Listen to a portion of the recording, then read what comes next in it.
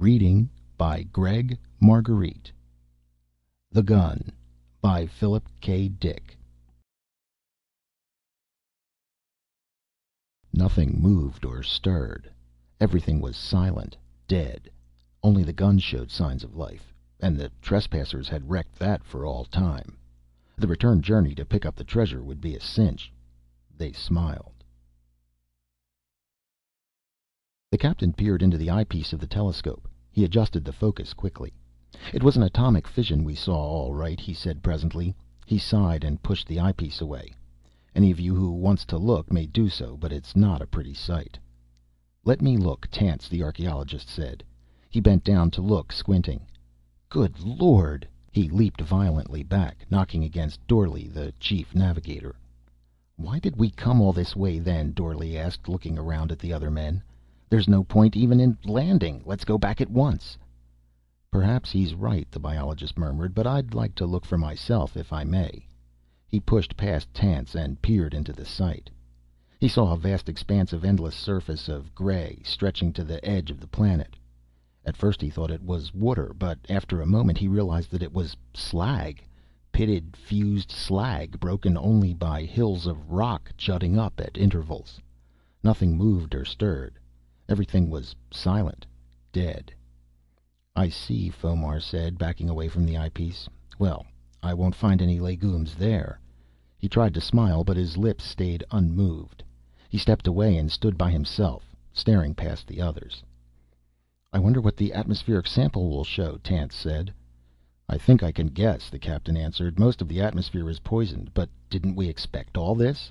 I don't see why we're so surprised. A fission visible as far away as our system must be a terrible thing."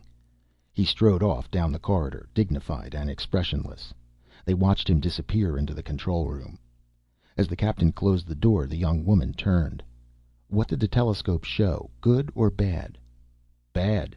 No life could possibly exist. Atmosphere poisoned, water vaporized, all the land fused." "Could they have gone underground?" The captain slid back the port windows so that the surface of the planet under them was visible.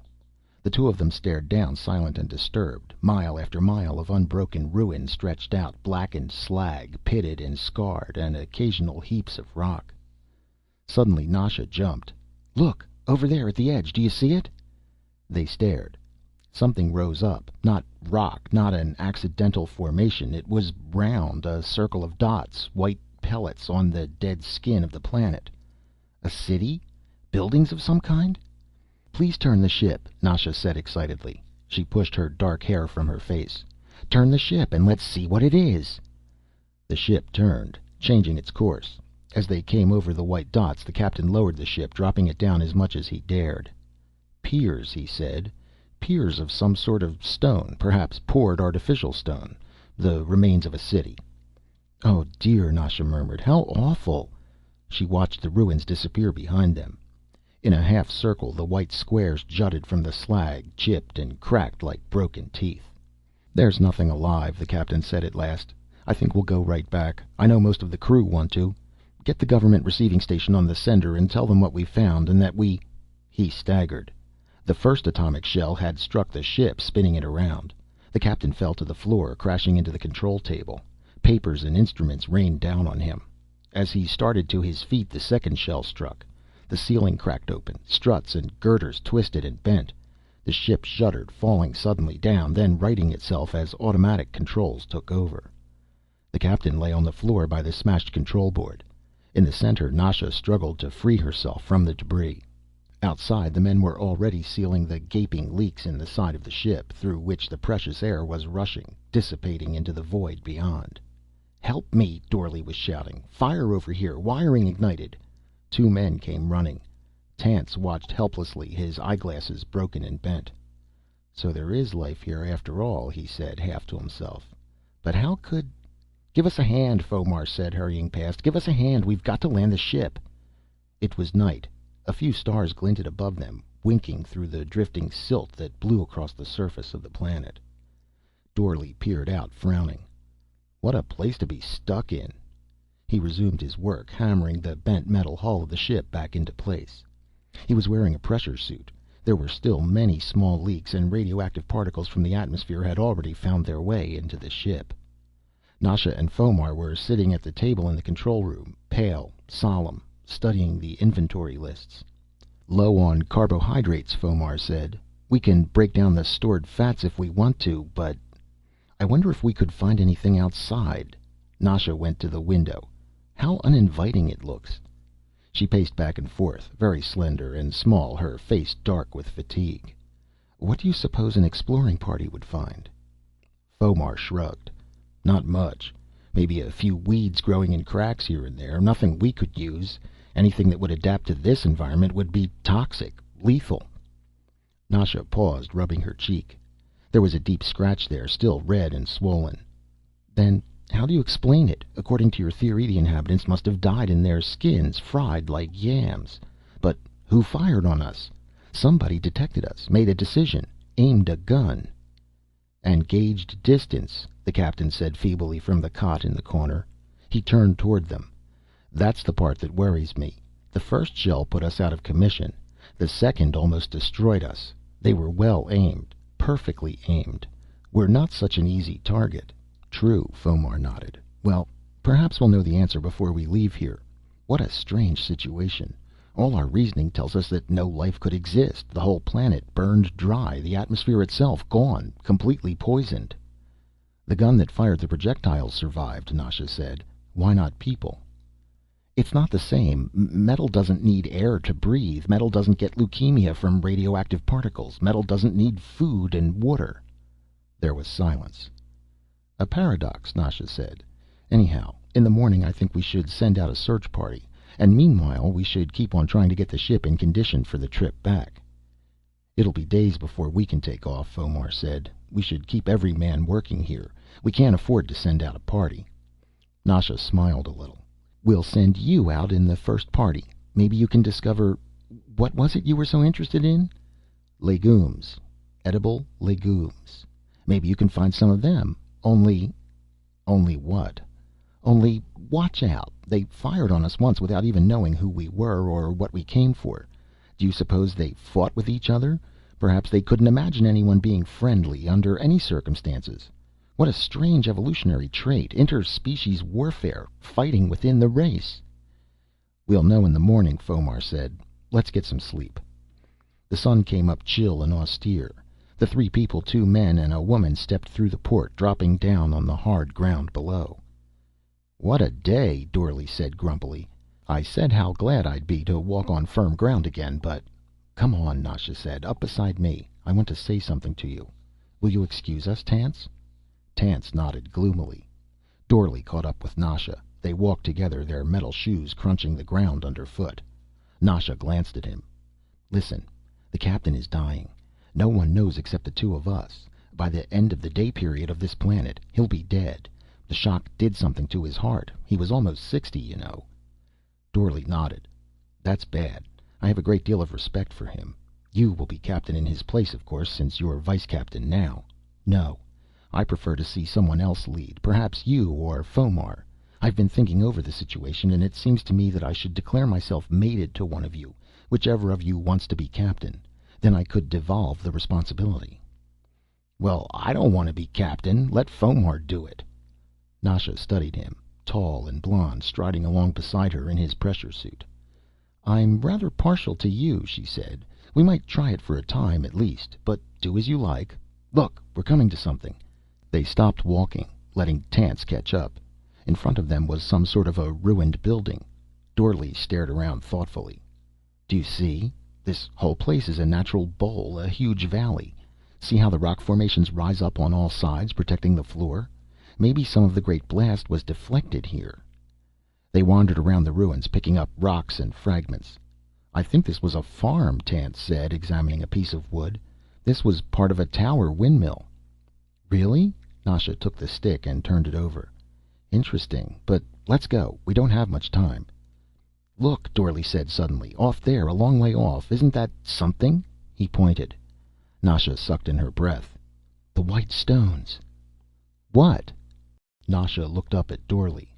"The white stones. The great broken teeth. We saw them, the captain and I, from the control room." She touched Dorley's arm gently. "That's where they fired from. I didn't think we had landed so close." "What is it?" Tance said, coming up to them. "I'm almost blind without my glasses. What do you see?" "The city. Where they fired from." "Oh." All three of them stood together. "Well, let's go," Tance said. "There's no telling what we'll find there." Dorle frowned at him. "Wait. We don't know what we would be getting into. They must have patrols. They probably have seen us already, for that matter." "They probably have seen the ship itself," Tance said. "They probably know right now where they can find it, where they can blow it up. So what difference does it make whether we go closer or not?" "That's true," Nasha said. "If they really want to get us, we haven't a chance. We have no armaments at all. You know that." "I have a hand weapon," Dorle nodded. "Well, let's go on then. I suppose you're right, Tance." "But let's stay together," Tance said nervously. "Nasha, you're going too fast." Nasha looked back. She laughed. "If we expect to get there by nightfall, we must go fast." They reached the outskirts of the city at about the middle of the afternoon. The sun, cold and yellow, hung above them in the colorless sky. Dorle stopped at the top of a ridge overlooking the city. "Well, there it is. What's left of it." There was not much left. The huge concrete piers which they had noticed were not piers at all, but the ruined foundations of buildings. They had been baked by the searing heat, baked and charred almost to the ground. Nothing else remained, only this irregular circle of white squares, perhaps 4 miles in diameter. Dorle spat in disgust. "More wasted time. A dead skeleton of a city, that's all." "But it was from here that the firing came," Tance murmured. "Don't forget that." "And by someone with a good eye and a great deal of experience," Nasha added. "Let's go." They walked into the city between the ruined buildings. No one spoke. They walked in silence, listening to the echo of their footsteps. "It's macabre," Dorle muttered. "I've seen ruined cities before, but they died of old age and fatigue. This was killed, seared to death. This city didn't die. It was murdered." "I wonder what the city was called," Nasha said. She turned aside, going up the remains of a stairway from one of the foundations. "Do you think we might find a signpost? Some kind of plaque?" She peered into the ruins. "There's nothing there," Dorle said impatiently. "Come on." "Wait." Nasha bent down, touching a concrete stone. "There's something inscribed on this." "What is it?" Tance hurried up. He squatted in the dust, running his gloved fingers over the surface of the stone. "Letters, all right." He took a writing stick from the pocket of his pressure suit and copied the inscription on a bit of paper. Dorle glanced over his shoulder. The inscription was, "Franklin Apartments." "That's this city," Nasha said softly. "That was its name." Tance put the paper in his pocket and they went on. After a time, Dorle said, "Nasha, you know, I think we're being watched, but don't look around." The woman stiffened. "Oh? Why do you say that? Did you see something?" "No, I can feel it though, don't you?" Nasha smiled a little. "I feel nothing, but perhaps I'm more used to being stared at." She turned her head slightly. "Oh!" Dorle reached for his hand weapon. "What is it? What do you see?" Tance had stopped dead in his tracks, his mouth half open. "The gun," Nasha said. "It's the gun." "Look at the size of it. The size of the thing." Dorle unfastened his hand weapon slowly. "That's it, all right." The gun was huge. Stark and immense, it pointed up at the sky, a mass of steel and glass set in a huge slab of concrete. Even as they watched, the gun moved on its swivel base, whirring underneath. A slim vane turned with the wind, a network of rods atop a high pole. "It's alive," Nasha whispered. "It's listening to us, watching us." The gun moved again, this time clockwise. It was mounted so that it could make a full circle. The barrel lowered a trifle, then resumed its original position. "But who fires it?" Tance said. Dorle laughed. "No one. No one fires it." They stared at him. "What do you mean?" "It fires itself." They couldn't believe him. Nasha came close to him, frowning, looking up at him. "I don't understand. What do you mean it fires itself?" "Watch, I'll show you. Don't move." Dorle picked up a rock from the ground. He hesitated a moment and then tossed the rock high in the air. The rock passed in front of the gun. Instantly the great barrel moved, the vanes contracted. The rock fell to the ground. The gun paused, then resumed its calm swivel, its slow circling. "You see," Dorle said. "It noticed the rock as soon as I threw it up in the air. It's alert to anything that flies or moves above the ground level. Probably it detected us as soon as we entered the gravitational field of the planet. It probably had a bead on us from the start. We don't have a chance. It knows all about the ship. It's just waiting for us to take off again."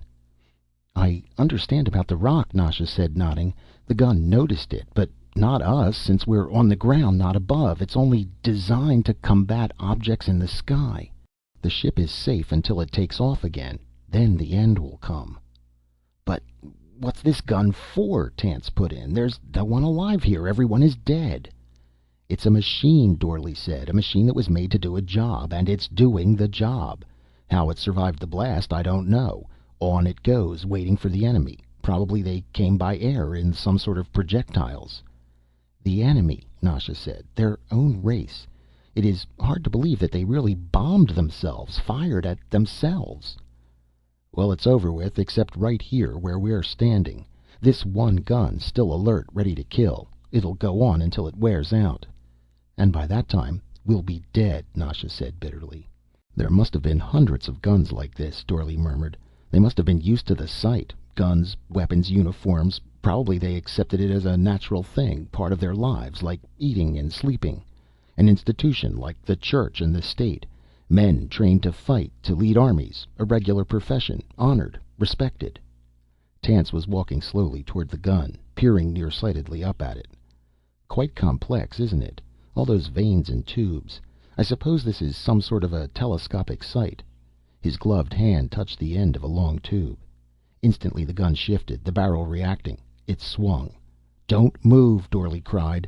The barrel swung past them as they stood rigid and still. For one terrible moment it hesitated over their heads, clicking and whirring, settling into position. Then the sounds died out and the gun became silent. Tance smiled foolishly inside his helmet. "I must have put my finger over the lens. I'll be more careful." He made his way up onto the circular slab, stepping gingerly behind the body of the gun. He disappeared from view. "Where did he go?" Nasha said irritably. "He'll get us all killed." "Tance, come back!" Dorley shouted. "What's the matter with you?" "In a minute." There was a long silence. At last the archaeologist appeared. "I think I found something. Come up and I'll show you." "What is it?" "Dorley, you said the gun was here to keep the enemy off. I think I know why they wanted to keep the enemy off." They were puzzled. "I think I've found what the gun is supposed to guard. Come and give me a hand." "All right," Dorley said abruptly. "Let's go." He seized Nasha's hand. "Come on, let's see what he's found. I thought something like this might happen when I saw that the gun was—" "Like what?" Nasha pulled her hand away. "What are you talking about? You act as if you knew what he's found." "I do." Dorley smiled down at her. "Do you remember the legend that all races have? The myth of the buried treasure and the dragon, the serpent that watches it, guards it, keeps everyone away?" She nodded. "Well?" Dorley pointed up at the gun. "That," he said, "is the dragon. Come on." Between the three of them they managed to pull up the steel cover and lay it to one side. Dorley was wet with perspiration when they finished. "It isn't worth it," he grunted. He stared into the dark yawning hole. Or is it? Nasha clicked on her hand lamp, shining the beam down the stairs. The steps were thick with dust and rubble. At the bottom was a steel door. "Come on," Tance said excitedly. He started down the stairs. They watched him reach the door and pull hopefully on it without success. "Give a hand." "All right." They came gingerly after him. Dorley examined the door. It was bolted shut, locked. There was an inscription on the door, but he could not read it. "Now what?" Nasha said. Dorley took out his hand weapon. "Stand back. I can't think of any other way." He pressed the switch. The bottom of the door glowed red. Presently it began to crumble. Dorley clicked the weapon off. "I think we can get through. Let's try." The door came apart easily. In a few minutes they had carried it away in pieces and stacked the pieces on the first step. Then they went on, flashing the light ahead of them. They were in a vault. Dust lay everywhere, on everything, inches thick. Wood crates lined the walls, huge boxes and crates, packages and containers. Tance looked around curiously, his eyes bright. "What exactly are all these?" he murmured. "Something valuable, I would think." He picked up a round drum and opened it. A spool fell to the floor, unwinding a black ribbon. He examined it, holding it up to the light. "Look at this." They came around him. "Pictures," Nasha said. "Tiny pictures." "Records of some kind." Tance closed the spool up in the drum again. "Look, Hundreds of drums. He flashed the light around. And those crates. Let's open one. Dorle was already prying at the wood. The wood had turned brittle and dry. He managed to pull a section away. It was a picture. A boy in a blue garment, smiling pleasantly, staring ahead, young and handsome. He seemed almost alive, ready to move toward them in the light of the hand lamp. It was one of them. One of the ruined race, the race that had perished. For a long time they stared at the picture. At last Dorle replaced the board. "All these other crates," Nasha said. "More pictures. And these drums. What are in these boxes?" "This is their treasure," Tance said, almost to himself. "Here are their pictures, their records. Probably all their literature is here. Their stories, their myths, their ideas about the universe." "And their history," Nasha said. "We'll be able to trace their development and find out what it was that made them become what they were." Dorle was wandering around the vault. "Odd," he murmured. "Even at the end, even after they had begun to fight, they still knew someplace down inside them that their real treasure was this, their books and pictures, their myths. Even after their big cities and buildings and industries were destroyed, they probably hoped to come back and find this, after everything else was gone." "When we get back home, we can agitate for a mission to come here," Tance said. "All this can be loaded up and taken back. We'll be leaving about—" He stopped. "Yes," Dorle said dryly. "We'll be leaving about 3 day periods from now. We'll fix the ship, then take off. Soon we'll be home. That is, if nothing happens. Like being shot down by that."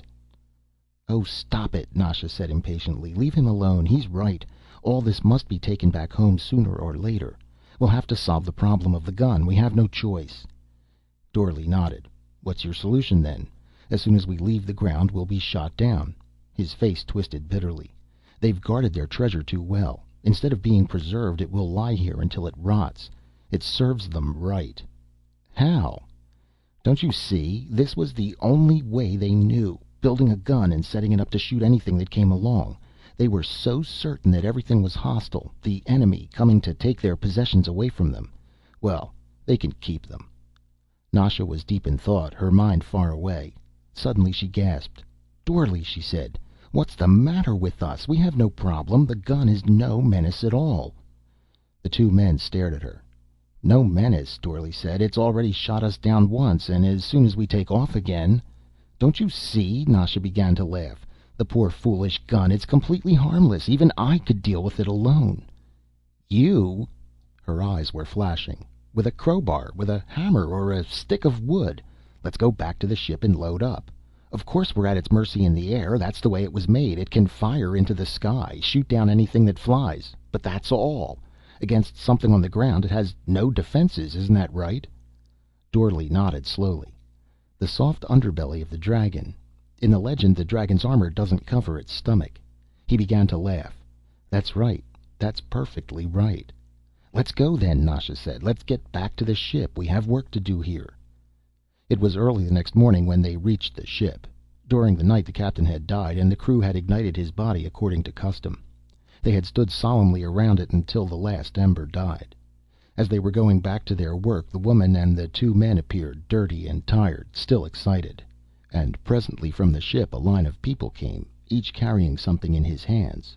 The line marched across the gray slag, the eternal expanse of fused metal. When they reached the weapon, they all fell on the gun at once, with crowbars, hammers, anything that was heavy and hard. The telescopic sights shattered into bits. The wiring was pulled out, torn to shreds. The delicate gears were smashed, dented. Finally the warheads themselves were carried off and the firing pins removed. The gun was smashed, the great weapon destroyed.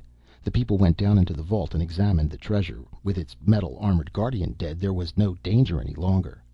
They studied the pictures, the films, the crates of books, the jeweled crowns, the cups, the statues.